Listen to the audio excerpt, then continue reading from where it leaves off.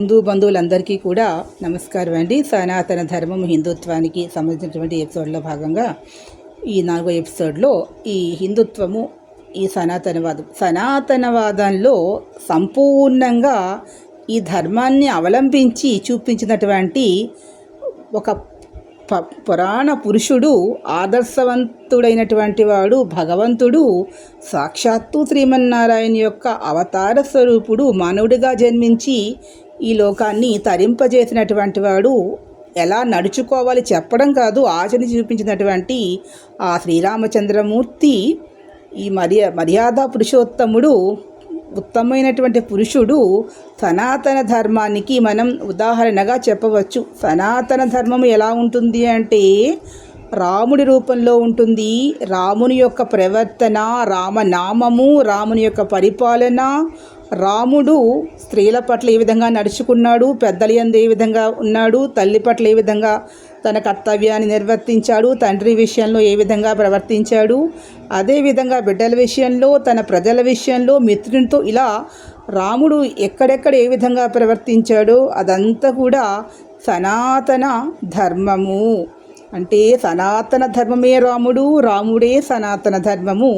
ఈ రాముడు పుట్టినటువంటి పుణ్యభూమిలో రామాలయ నిర్మాణాలు చేపట్టి సనాతన ధర్మాన్ని పరిరక్షించవలసినటువంటి అవసరం ఉంది. కొంతమంది అజ్ఞానంతో సనాతన ధర్మంలో సమానత్వము, సమభావము లేదు అంటూ మాట్లాడుతూ ఉన్నారు. సనాతన ధర్మంలోని సమానత్వము, సమభావము అనేటటువంటిది, గౌరవము అనేది ఉంది. విచక్షణ జ్ఞానము అనేది ఉంది.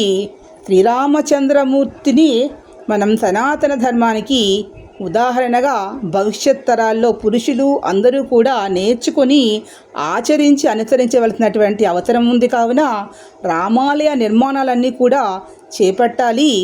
ఏదైతే శిథిలావస్థలో ఉన్న రామాలయాలు, పరాయి వాళ్ళ దాడుల్లో ఇబ్బంది పడుతున్నటువంటి రామాలయాలన్నింటినీ కూడా ఇబ్బంది పడుతూ ధూపదీప నైవేద్యాలకి నోచుకొని రామాలయాలు అఖండ భారతదేశంలో ఇంకా మారుమూల ప్రాంతాల్లో ఉంటాయి. అలాంటి వాటన్నింటినీ కూడా ఈ సనాతన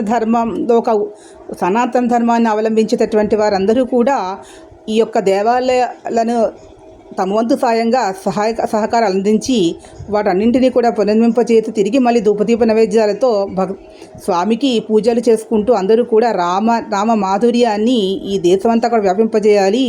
అదేవిధంగా రామాలయాలే కాదు, హిందూ ధర్మానికి సంబంధించినటువంటి హిందూ దేవతలు అన్ని దేవాలయాలు కూడా శిథిలావస్థలోనూ అన్నీ కూడా తిరిగి పునరుద్ధరింపజేసి వాటి యొక్క రక్షణకి పాటుపడాలి. దాని అనుబంధంగా గోశాలలు కూడా ఏర్పాటు చేసి గోమాతలని సంరక్షించుకోవాల్సినటువంటి అవసరం ఉంది.